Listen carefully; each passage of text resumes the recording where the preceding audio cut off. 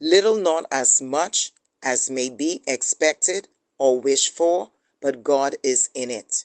Luke 16 and 10. One who is faithful in a very little is also faithful in much.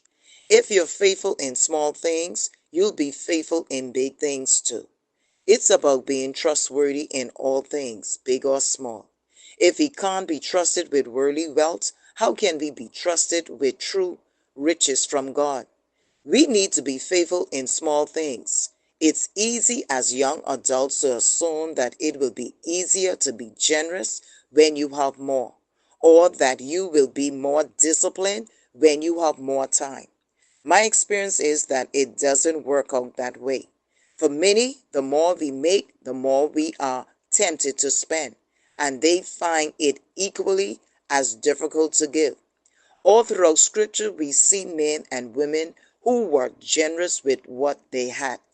Consider the young boy who had only a few loaves and fish to give, but gave generously, or David who was faithful in tending sheep. These were guys who were faithful with little, and God did much with their resources.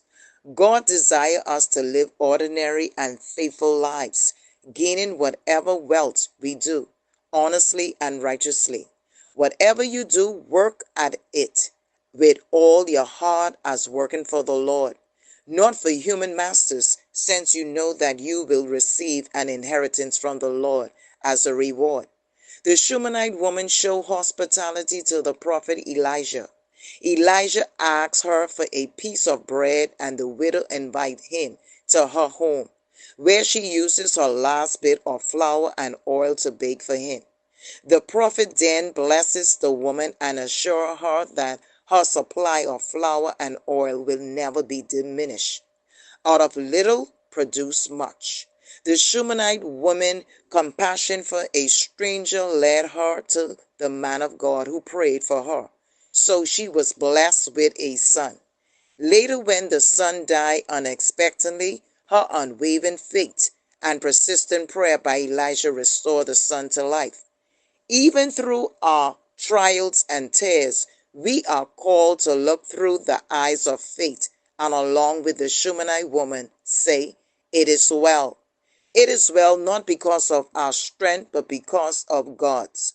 It is well not because our story always works out the way we want, but because God worked for our good. Give even when you don't have much. God will reward you. Therefore, no matter what you are called on to face in this life, learn to turn to the Lord first for the help you need. He cares. He is able. Cast your bread upon the waters, for after many days you will find it again. To do something good or to take a risk, usually without expecting very much in return. You should make time to offer assistance to others. Who knows how the favor will be repaid? In the morning sow thy seed, and in the evening withhold not thy hand. Every action, big or small, good or evil, is a seed. What you sow is what you reap. To keep doing good things at all times, because we don't know which will succeed. It's like planting seed, you don't know which will grow, but you plant anyway. Our cup will always flow over. God abundantly blessing be upon us daily.